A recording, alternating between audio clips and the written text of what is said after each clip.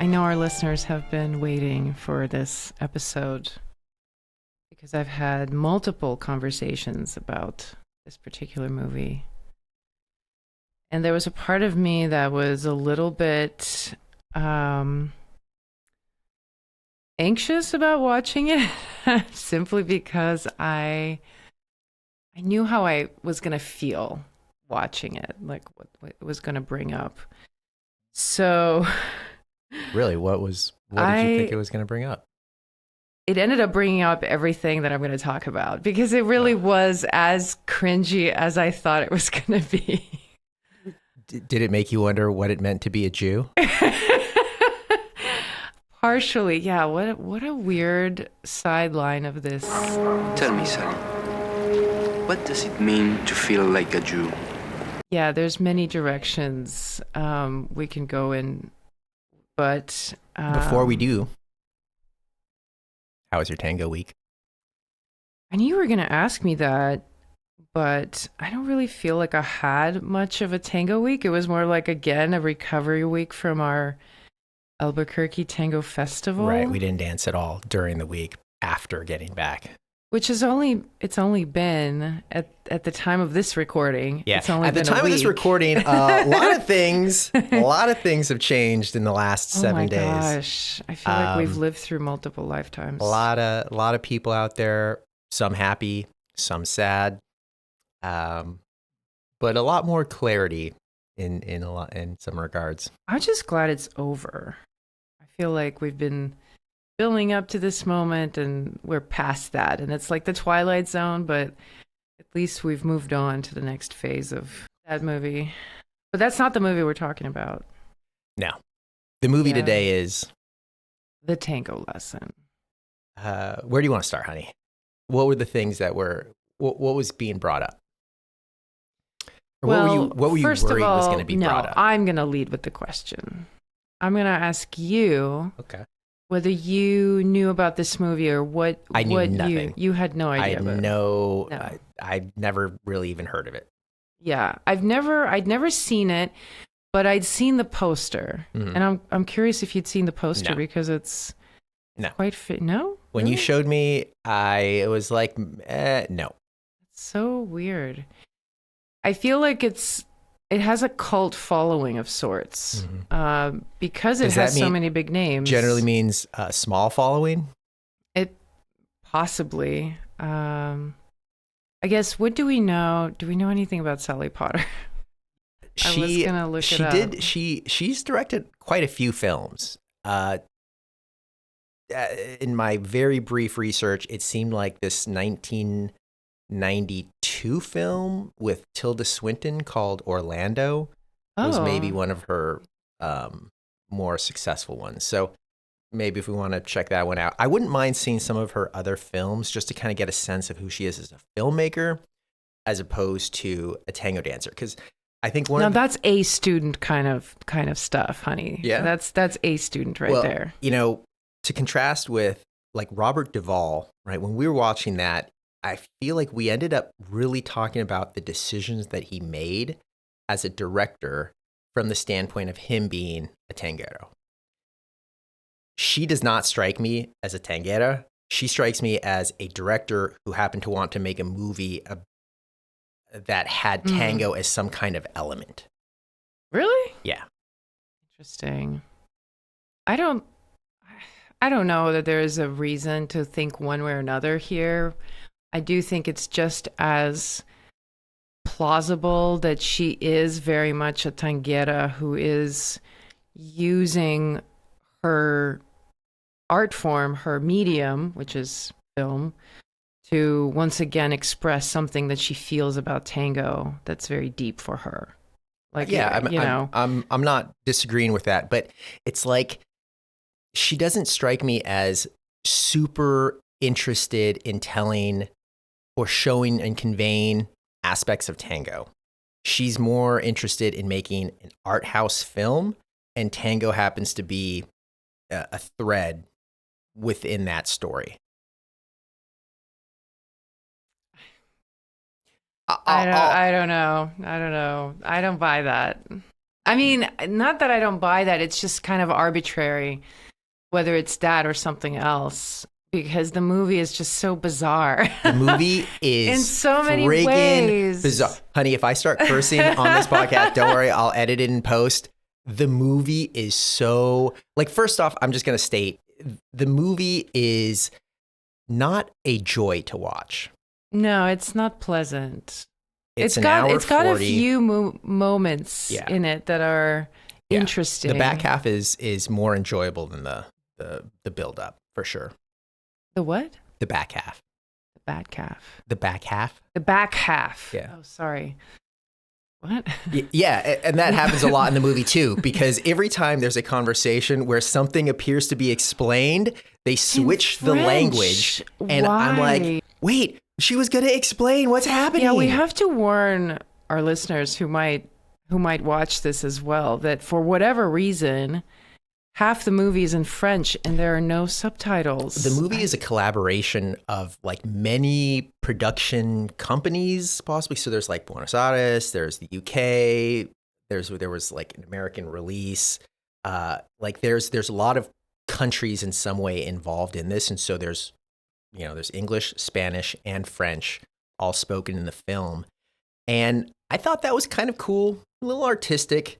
It's sometimes I thought maybe that was intentional, because in those moments, I rather than try to understand what the French was by trying to pick out words that I might be familiar with, I just said it wasn't working. So I just stood back and like observed what was taking place on the screen to see if I could, deduce what was transpiring in these. This is how I learned English, honey, just so you know. Yeah.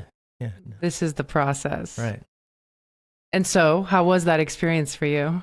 I mean, I didn't learn French. No, I mean, I thought it was so frustrating. I'm not sure why that is the case. It was, but there were a lot of times when I could kind of glean, and I kind of appreciate it. It's like once they flipped back to English, it was like, oh, that's where we are now. We're on the other side of it. Like the tension that was created. So do you like or not like the fact that we couldn't understand it? I mean, I didn't like it, but I appreciated it as a device that she chose to use. Because I don't know if it was intentional. I feel like somebody dropped the ball and they like forgot to include captions for people who don't speak the language. But right, yeah, it might have been an intentional choice on her part, like,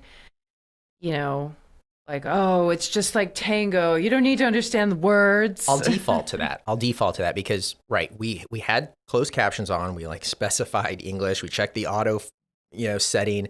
And at no time when French was spoken were there any English captions. When Spanish was spoken, I think there were. I mean, there would be like a random caption that comes up for like a sentence, and then that's it. Yeah, but was Spanish captioned? No. Okay. No, because we had to rewind several times because I know a little bit of Spanish, or I can understand it, so there was a chance I could understand what they were saying, so we would like rewind. Right, but the reason I thought it was intentional was because when she's explaining it to the directors who she's pitching her movie idea to, they make a point about how if it's not in English, they'll lose 75% of the audience. And so they're kind of making this point that to have a successful film, you have to do it in certain ways. And she's fighting against that. I think that the movie's semi-autobiographical.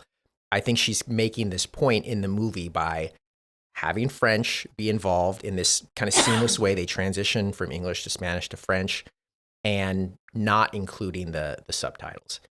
I mean, maybe it was unintentional, but I'm going to give her the benefit of the doubt and say that it was an intentional. Well, then it makes it even that much more difficult to connect with, because it was most of their arguments were in French. So it was really funny because they'd be like, in English, she would say something like, I can't believe you, and then it's like, French, French, French. And then it's like, and by the way, French, French, French. And so it was like so hard to really understand what the narrative was. And the whole movie is more like a dream. It kind of had this feeling for me that it's sort of a dream slash fantasy that she lives through and imagines. I don't know. I got the sense that she's not a typical tango dancer the way we are. That's like, oh, we started dancing in Milonga and then we've been dancing now for a decade and, we're part of the social scene and we've risen through the ranks or whatever. Like, that's the natural order of things. But she seems like she got into it and then she immediately has access to these really phenomenal dancers like Pablo Veron. And for her, it's this art form. It's not necessarily the social tango that she's after. She's like after this perfected, right. She's sort of this is stage tango. This is my point about the contrast between her and Robert Duvall, where I said she's not a tangera. She's a director, she's a filmmaker, and she happened to find tango, like in the opening scene of the movie, where she was like, wow, that looks really cool. I'm interested in this. I want to learn to dance tango. I read a couple of synopses on the movie, and it kind of comes back to this. The way they would describe the plot is that she wants to make a film, and she trades putting a guy in the film in order to receive tango lessons. Right. Okay, that doesn't like grab me as a movie I want to see, but like that's how like it's described. So she's a director. It's semi-autobiographical, it's my understanding. And in that way, like the movie is very meta. The scenes, some of the scenes that she has where she's talking with Pablo and they have this conflict about like, well, what's the trade-off here? He worries that she is trying to use him for tango lessons by dangling a role in her film, right? At some point. And it's kind of like, yeah, is that what happened? Because in reality, as you put it, maybe she, like, as she started dancing, she somehow had access to people like Pablo Veron and Gustavo Naviera and all of these like great tango dancers, like very quick. How do you do that? Well, maybe if you offer something like a role in a film, hey, these people are going to be like, sure, yeah, I'll teach you how to dance, right? And so in that way, it's like the movie itself is probably kind of like how it went down in real life, yet you're watching this on the screen. It is one thing that I thought was kind of cool, and I've still kind of thought since we've seen the movie, like the scene where they're talking to each other, but they're looking towards a mirror and they're kind of looking at themselves. It had this feeling of like, what is happening? You can imagine that scene was filmed, right? We're watching that as a movie, and in the way they're describing that kind of tension, this sort of like transactional relationship, is actually something that they might have experienced themselves. Like they're actually trying to recreate that for the film right there. Like this idea that like she was trying to get some tango lessons and he wanted to be a star in a movie. Yeah. So that's like a very meta thing. It was just like a very meta kind of scene. And I was like, all right, that seems interesting. So I make the point that the movie has some interesting elements, but my God, it's brutal. It's brutally boring, and I don't want to, I kind of keep coming back to this idea, like, I always just imagine, like, what if I had to like sit across from Sally Potter one day, it's like, I don't want to like call this woman's art, bad. I didn't like it. Yeah. I don't like I kind of feel okay with giving like my overall impression that the movie was kind of difficult to get through. It's pretty boring. It's largely joyless. Like there's not really any kind of, there's like no moments of levity really in the movie. I can't remember a single like scene that struck me as kind of funny. I think they attempted it, but it was, most of the time it felt very awkward. Oh, right. When he like breaks open the wood board on the floor that he's replacing and he goes, not good. Do you have any place you can go? And it's like smash cut to she's in Buenos Aires. That was like that was like Yeah, a kind of funny moment. well, that's what I think the movie is meant to be sort of symbolic. A lot of it is dreamlike. So there's this artificiality about it that's very strange. Like it's very hard to tell how much time has passed between scenes. In a lot of the film, I was like unclear. Like, have days passed or months? Like, where are we at here? How much time is passing between these lessons? Right. So it was sort of a dream sequence where she's trying to work on this movie and she sees a little imperfection in the floor, right? Yep. And then that imperfection ends up that her whole floor is gutted and there's a leak in the house. So I think it was like a symbol for, when you start to scratch at something that it creates all this chaos and it opens up. And maybe like that's sort of the symbolic nature of tango. It's like this small thing that you're sort of exploring, and then before you know it, your whole life is gutted. That's like interesting. Maybe it feels like you're giving that scene some kind of intention, and whereas I actually saw that scene completely the opposite way. Really? I thought that was an example of the bad movie making. It felt to me like they needed a device for her to now go to Buenos Aires to continue to like see him again. Because when they meet in Paris, right? She's actually not in Buenos Aires. Yeah, and they use that as a device to get her to go. But I think the device is not really that her actual apartment there's something wrong with it. I think that's a symbolic sort of thing that's happening. Like everything in the film is sort of stands for something else. It's not the thing itself, because the scene doesn't make any sense. Right? She gets up, she starts walking, and she kind of walks forward and back. She does the cross, right? Every time she walks back, and then she kind of detects that there's this like squeak in the floor, and then looks. No, it's like a little crack, and then this guy sees the crack, and because of the crack, she's like, it's bad, isn't it? And he's like, it's bad. And he takes out the whole plank. And it repeats several times when she comes back, right? And then there's a leak from the ceiling, and she's like, oh, it's bad, isn't it? And he's like, yes, it's bad. And then I think it's this psychological thing that she's conveying, that we're sort of creating our own reality, perhaps. Like I could see her suggesting this very alchemical process with tango that she's sort of parallel with her journey of making this film. Like when she's trying to write this film, she's also trying to figure out tango. And so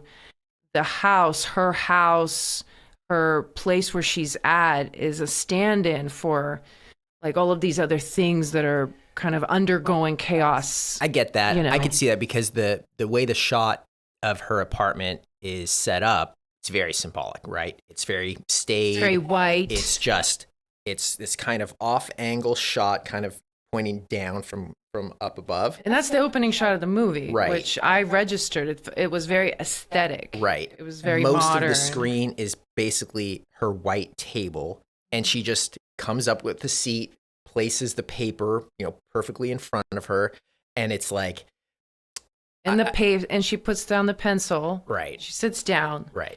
And then she's like waiting for the muse to strike. And then she picks up the paper, or she picks up the pen, and she writes a word. Rage. She writes rage. Right. Right. And then she crumples it up and throws it away. But that's like the first word. Right. Here's where it's meta. That ends up being a movie that she directed.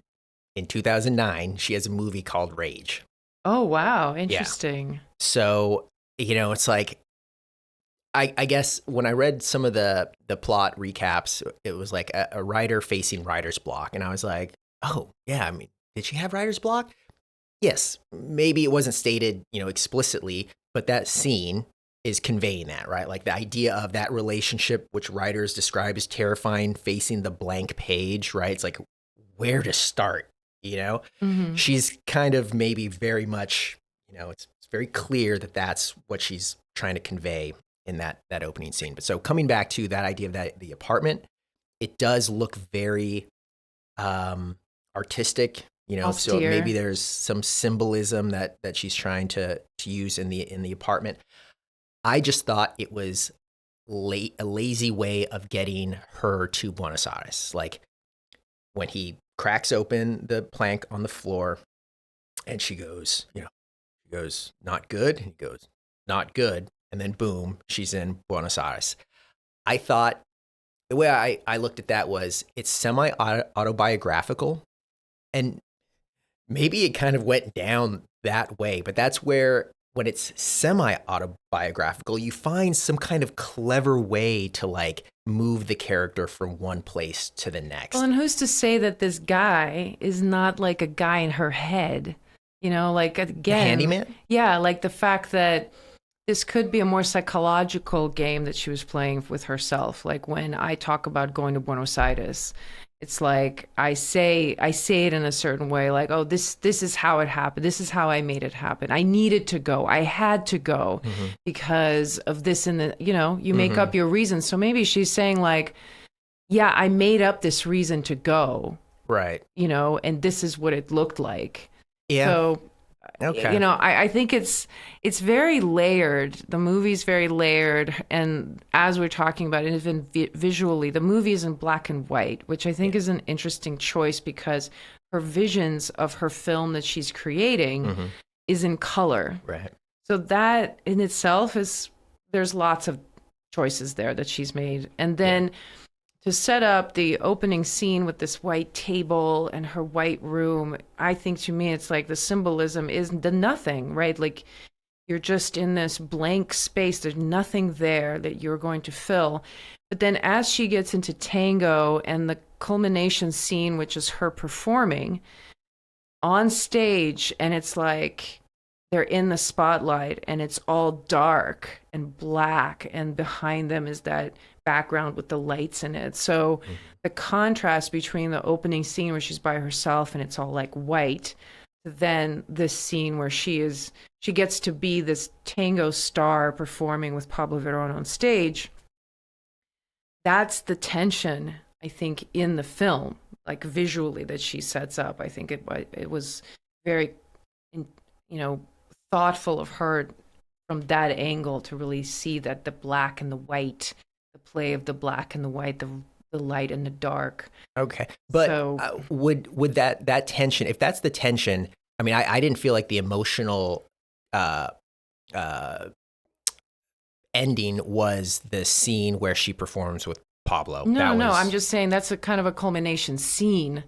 That scene felt like, when I watched that scene, to me was like, this is why this movie exists. This movie exists because of this scene. She wanted this scene to be there. the one where she performs with him. Yeah. All right. I mean, It was the best. It was well done in the whole movie. that's right. It That was like, that was when we both said, oh, that was actually kind of fun to watch. Yeah. It was so good. I could just imagine that The maybe choreography she was came good. up with the choreography, and No, I they think that had. was Pablo. Well, I'm just saying, like, the choreography for this scene existed first, and then they saw it, and they're like, you know what, this is so good, we should make a movie that this is in. Like I can imagine the whole movie growing out of this particular scene, because it was very well done. It was very well produced, very thought out, and it was musical. It was very musical. Cinematography was incredible. The lighting was incredible.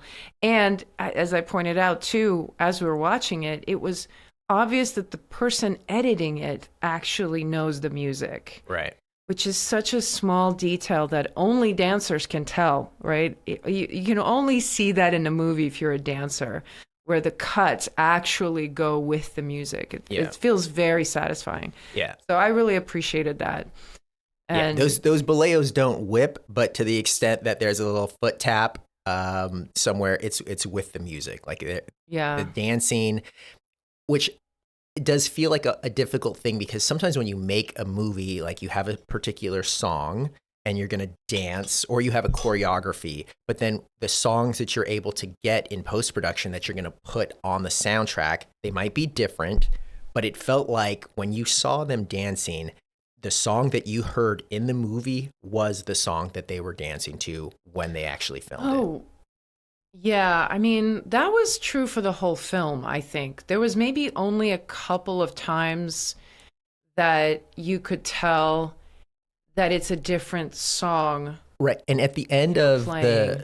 when we watched Assassination Tango, didn't you say that the song that they were dancing to at the very end, the end credits scene, it didn't quite look like they were dancing to the song that we were listening to? Right. Right. Yes, Yeah. that's So true. That's true. yeah, they switch that up. A lot of times you're doing that in post, but it was synced up like, and I remember really focusing on that because maybe it was like I was trying to see that I was almost expecting that it wasn't going to do that, right? And Mm. so when I saw that they were kind of stepping with the music and that things were musical, I I I kept watching like even closer, more Yeah. closely because um I because I couldn't believe it.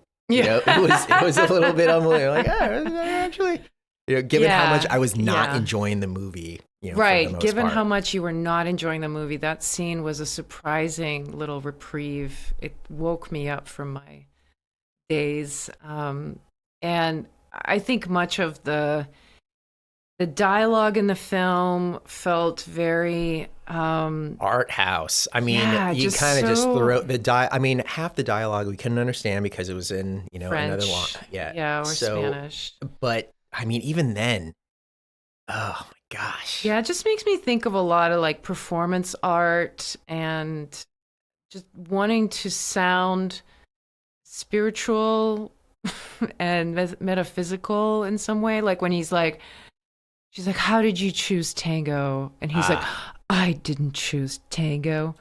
the Tango tango chose chose me. me." I'm like, oh, really?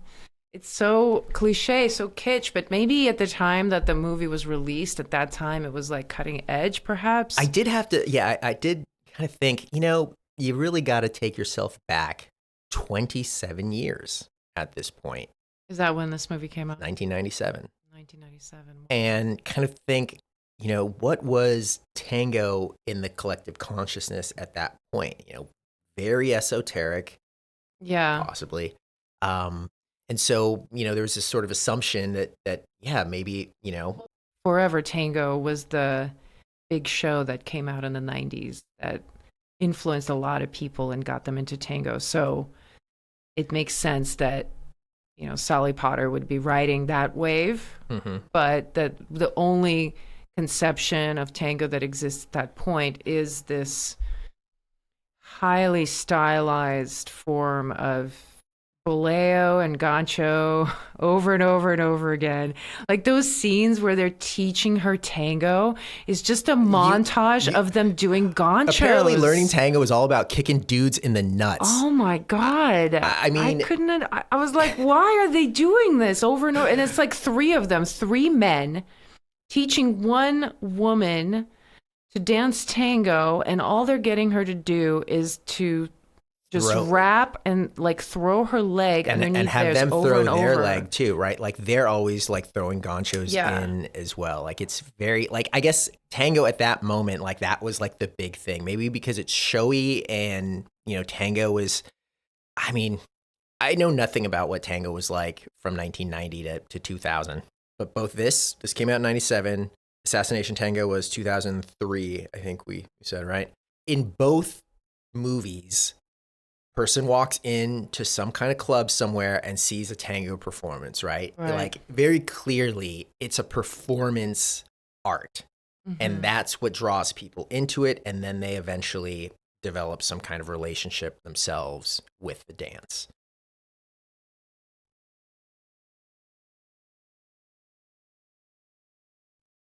Was there a point I was making?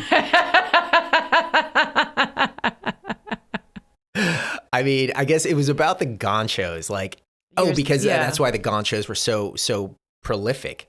Um, but yeah, it was like, gosh, you kind of watch it now, and you're like, It's a little embarrassing. another gancho, yeah. And the boleos too. Like the boleos are this really, they're always cut short. You mean the boleos that women do? The boleos that women do. Yeah. Yeah.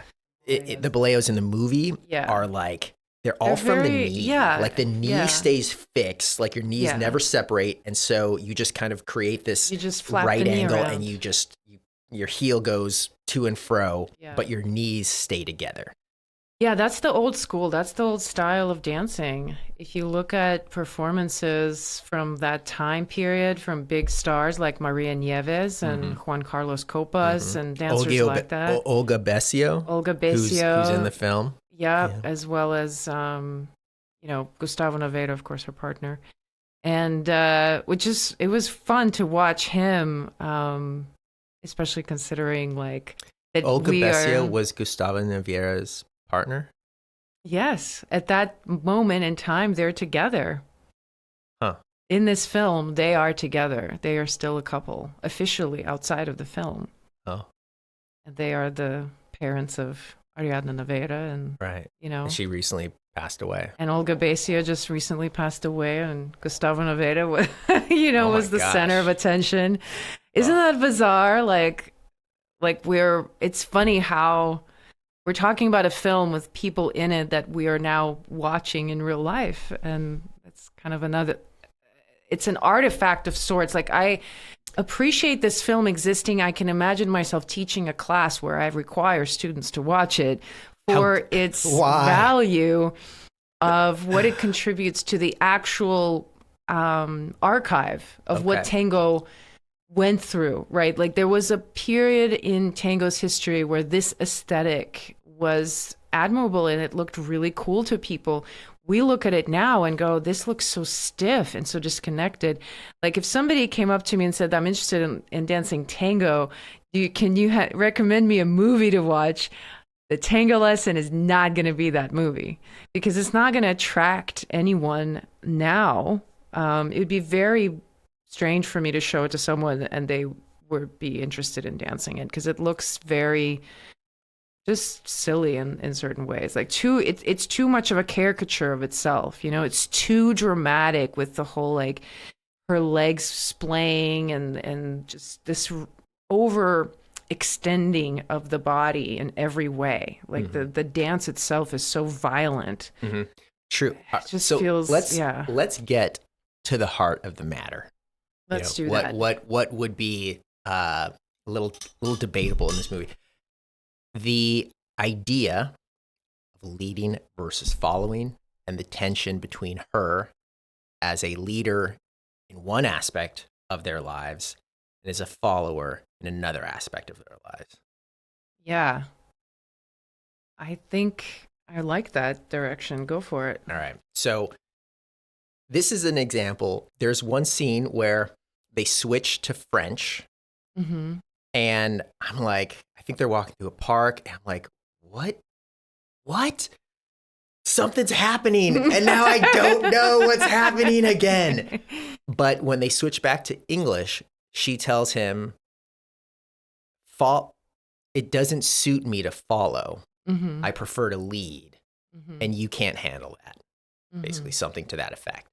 And I was like, well, she tells him, you have to let me lead as a director or something. She's well, like, she doesn't get that specific, I don't think, at the scene I'm thinking about, but she basically makes this point that, like, yeah, because actually she does not make that distinction. We later kind of understand that a little bit more, that's what she means, but she basically just tells him, you want me to follow, and it doesn't suit me. I want to lead. It's during the 11th lesson. She says, it suits me to lead, and you can't deal with that. And that's where it feels like there's a transition, and like those transitions will take place in a foreign language so that we kind of can't understand it. Like, we understand it when she switches back to English. They're fighting because she wants to lead, in a sense.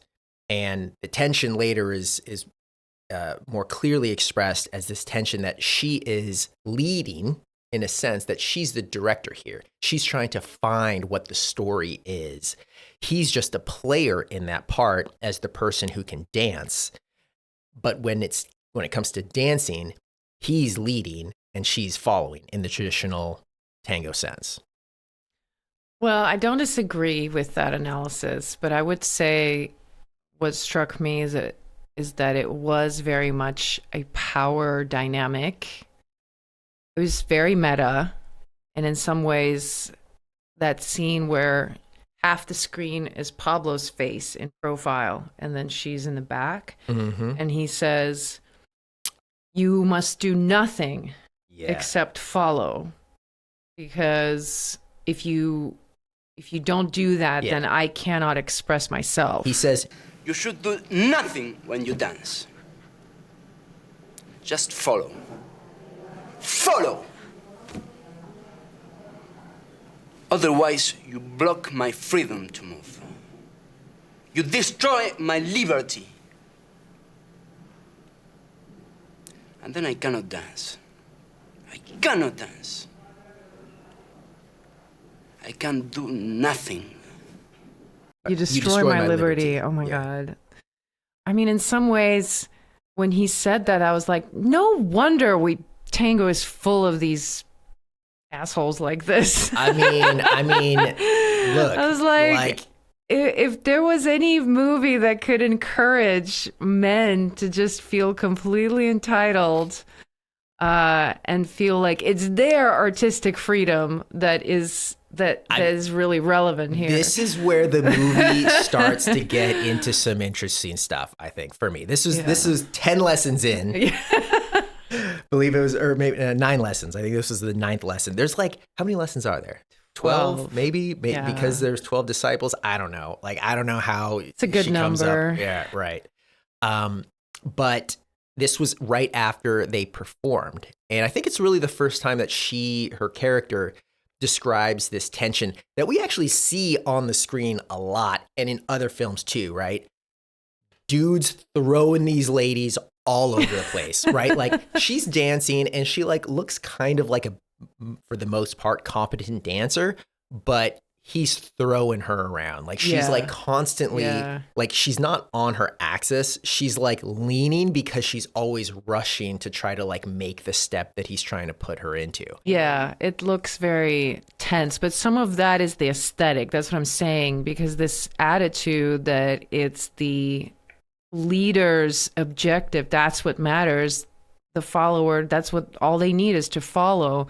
And I think it shows up in the aesthetic that they just don't wait for the follower. So some of it is that. And I think in the film, when they're done with that performance, which we commented, we actually liked, that whole scene was really good. You know, he walks off and he's pissed and she's like, "What's wrong?"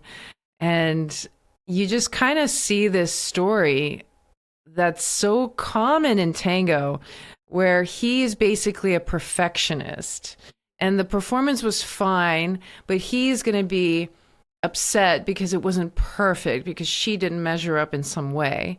And then her response to that is to be upset that he just carries her around and he doesn't value her, and they've lost sight of each other. So for me, the film is really about this, like, oh, it's also nice and lovely, this idea of like, oh, we're going to dance tango together and we're going to really connect. But then when tension comes in and there's like performance, or there's this idea of this film, like where those elements come in, it starts to hinder the connection. And that's what she's sort of pining for. She's like, where is this connection that was there all along? Which I'm like, oh, how many women have lived through that story? It's just such a tango drama. Like, it's so tango to go through this thing. The scenes where they are fighting does feel like authentic tango. Like, I mean, I've been in those fights. I've seen those fights. They're always going to happen. Yeah, they're just like that. They mention jealousy a little bit, but and maybe some of their fights kind of develop out of like scenes where, you know, they're dancing with other people. There's jealousy, but it doesn't really hew that close to the jealousy. It's more in this sort of like dynamic that they have where one of them feels like the other person should follow and the other maybe doesn't want to follow. Well, yeah, but there is a scene where she's like, or he goes, "Oh, you're jealous." And she's like, "I'm not jealous." Right, but they don't really kind of like have a dramatic falling out as a no, result but I'm of saying, that scene. but what the idea of jealousy is actually in the movie a lot. It is. Like even at the end, when it's all like symbolic, the fact that she walks in and she ends up dancing with Carlos Copello, and Pablo Veron walks in and he sees her dancing with him and he gets all jealous and he walks over and literally breaks up their dance and continues to dance with her, which I don't know, again, if this is like a dream scene, like a dreamscape, we can say that it's really not literal. Maybe it's more symbolic. But even in a symbolic sense, it was very obvious that there's machismo sort of energy of tango, that it's like he's going to be this creative genius who wants to dance all the time and he's a perfectionist and he's finicky. He's going to stand her up by going to an arcade on New Year's night when they made plans to go to Milonga. He's going to go like play their arcade. I didn't understand. Yeah, and then show up on her doorstep afterwards and like. And again, getting like, okay, that scene didn't make any sense. And then as it's about to become apparent what happened, or he's going to explain, they switch into French. And then he lays down on the bed and she just kind of like puts the blanket kind of over him and then goes and to that bed. whole scene too, it's like, my God, that's right. This is what happens in tango. It's populated with men like that who have this sort of, broken genius kind of state, and the women just sort of accept that. Mm-hmm. And in this scene, it's like as she let him be on the bed, I'm like, oh my God, really? You're going to allow for that? Well. And so in that way, as a woman, to me, it feels like maybe at the time that she was making this film, it was like cutting edge. Like she's this woman who's going to go and dance sexy with this tango teacher. But to me, I'm like, why are you allowing this? Why are you sticking around for this guy? And I think her goal was to show this push and pull of tango. Maybe the grand narrative of the film is to show this sort of toxic energy of tango that's very prevalent. She never really plays the victim here, where she's like storming off and she's like so distraught that he doesn't love her or something like that, right? What do you mean she calls him? No, she does exactly that, honey. She leaves, okay, when they have that fight, and he's all like, you're not allowing me my liberty. Mm-hmm. And other people come in, they're celebrating, and she storms off, mm-hmm. and she goes down the street, and she goes into a phone booth, and she calls him. Right. Like, how many times have you done that? That you've gotten pissed off at somebody and you storm off and you're crying. I guess I'm speaking for a lot of women here. And then you leave and you call them immediately and chew them out for something. Like, that's such a, I don't know, that's just such a common emotional story. And she gets totally sucked into it. I have a scene in mind that I think supports the idea that she sees herself and her character as the badass leader. The movie starts, I'm like, the only color in the film is when we get a glimpse in her mind's eye of what the film is that she's going to make. And it has nothing to do with tango, right? There's 3 models. They have different colored dresses on, and then they're at various locations, and then they get shot, right? And then like the people that are filming come in and take pictures of the model who's like on the floor dying. And the director is some guy who's like, he doesn't have legs. He's in a wheelchair. He's this kind of, it's like very David Lynch, maybe, right? So that's the movie that she has kind of in her mind. And I was thinking, what was that? Like, I didn't understand like why that needed to be in the movie at all. One of the favorite scenes you had was when the 3 dancers, Pablo Veron, Gustavo, and who was that third? Fabian Salas. They're like trying to find locations. And for some reason they go to this one and the 3 of them sit down on these seats and she sits down opposite and is watching them. Yeah. And they kind of like do this, they kind of lay out in this way. It's a very nice image. And I realized she wanted to be like on the other end of this very traditional power structure, where there were 3 models, right, that draw the male gaze. The director kind of like, is putting them where he wants, and then they all get murdered. Mm-hmm. And in that moment, when she's watching them, she has this look on her face. It's actually kind of the same look she always has in the movie, right? But that's where I say it's like this kind of very, knowing, like she's somehow kind of seeing something that everybody else isn't seeing throughout the movie. And she's watching them and she tells them, get up and dance, right? Give them a rhythm. And so they get up and they start dancing. And then she tells Pablo to solo, and he does, right? And so they're all dancing at her direction. And I just thought, oh, that juxtaposition, like that's where she's kind of telling the story of like, what about when a woman is in control of the situation and is directing three guys?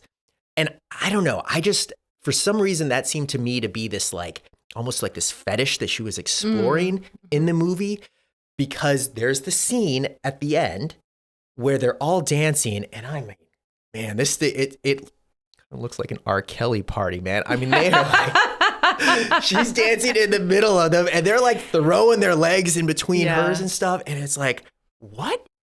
What I know, is this? I know. It's weird. So it's a three weird men. scene. It's 3-on-1 action. Okay, it's three guys dancing with one. We're gonna have woman. to put that little explicit rating on this version. And I think I said this, that it looked like they were peeing on her one after the other. It felt so weird to watch this thing be elevated to the state of like, oh, this is beautiful. This is cutting edge tango. This is what tango's about. And, not understanding the context of this film, I would watch this and be like, there's nothing I want to do. I don't want to dance. I don't want to have anything to do with this. I think we may have watched that scene before we watched the whole movie, and when you showed it, and I was like, it's weird, and I'm just kind of like, what?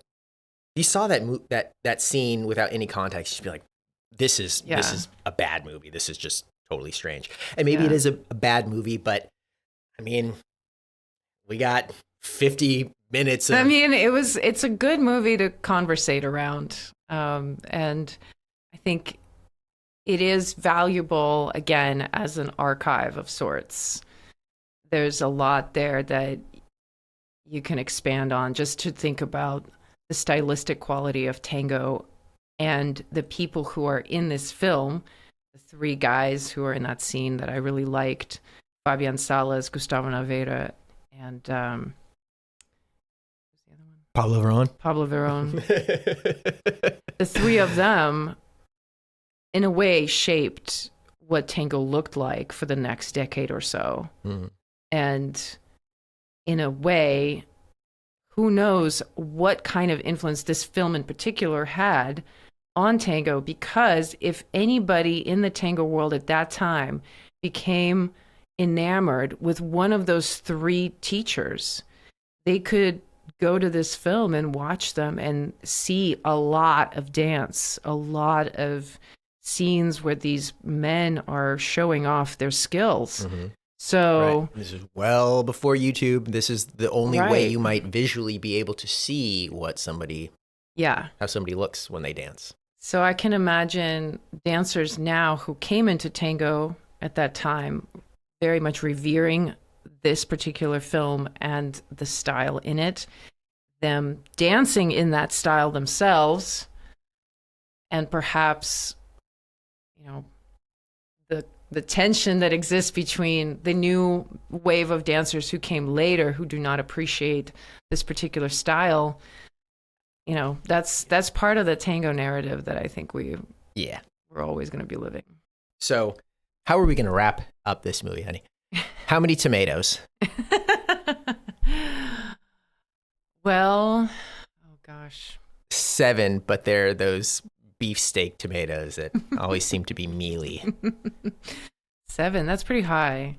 Yeah, this but is they're mealy. Out of how many? I mean, that's only going to make some pasta sauce. You got to mush those up. How many tomatoes?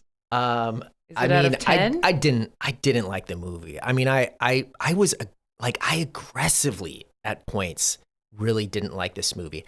And you know what? There was maybe just, but then there's always this feeling of like, man, gotta give it a chance. I'm really glad.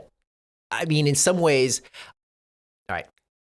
I only found out later that Sally Potter has directed, a number of movies, and this is why I want to check out some of the other ones. I thought maybe she was just like someone who had danced tango and wanted to make a movie.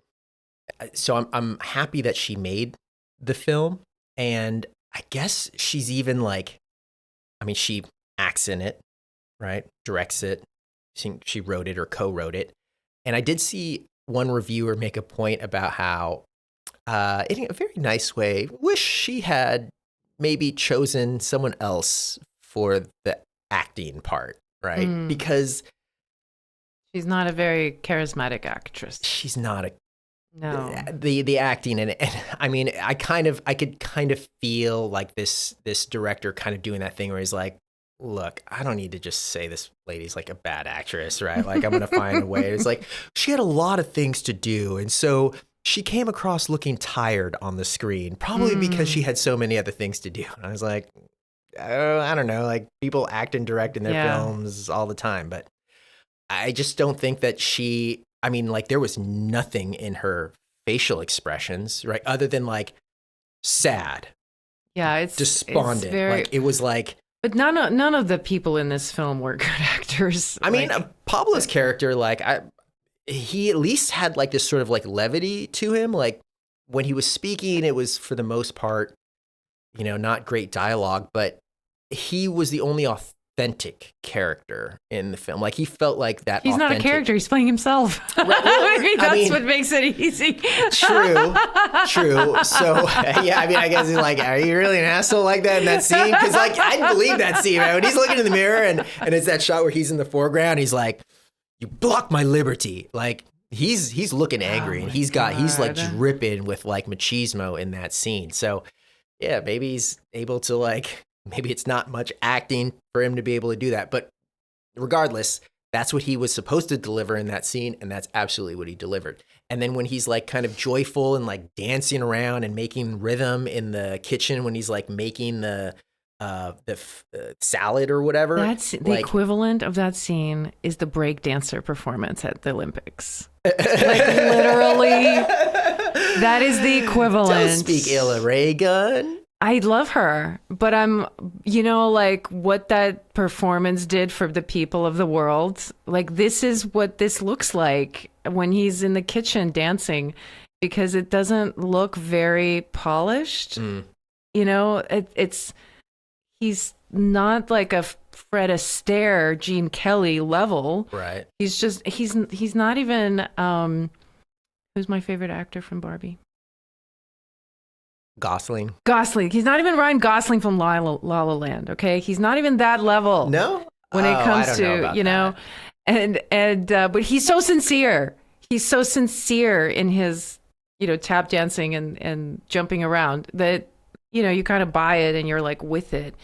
But the movie's full of those moments where you're sort of like, it just feels very dated in certain ways and in certain unpolished that you see in the scenes that you just wouldn't see today, I guess, maybe because this is different. One of the things that dates this movie is we're just living in a different time frame. Okay. All right. Perhaps. Well, coming back to my criticism of her, but I'm glad she made it, because she even wrote a song. And I think she might be the one who's singing it at the end. And that's what I was going to mention too, that she's not a very good singer either. Oh my goodness. Yeah, I mean, you kind of hear it. It's like you shouldn't be like taken out of a moment when the music comes in. But I mean, bless her heart. Like it's a good song. She wanted to touch every aspect of this film. It's thorough. And like, hey, you know me. I like my tango raps. I appreciate her putting herself out there and trying to come up with some lyrics to put over a tango song that aren't necessarily the tango song's lyrics. And they're really good lyrics. I was actually impressed with how thoughtful and deep they were. It's just, it doesn't sound very good, but I'm in the same boat. I think that she didn't have to choose to do the singing. She could have just wrote it and she didn't have to act to sing in the film. Yeah. I mean, it's authentically her work of art, and she deserves the respect for that, and I will give her that, even though I don't think it's. I wish I hadn't paid $12.99 to actually buy it. We could have rented it since we're not going to watch it again. We're probably not. Well, maybe we'll watch that one scene again. So we want to know from you, our listeners, about what you think about this film. Drop some comments below and let us know if you saw it and what. Major caveat that it's an hour 40. It's an hour 40. And again, kind of boring. And who knows? Maybe they've done it already. Maybe they've already seen it. Would love to hear your thoughts. Until next time, ciao.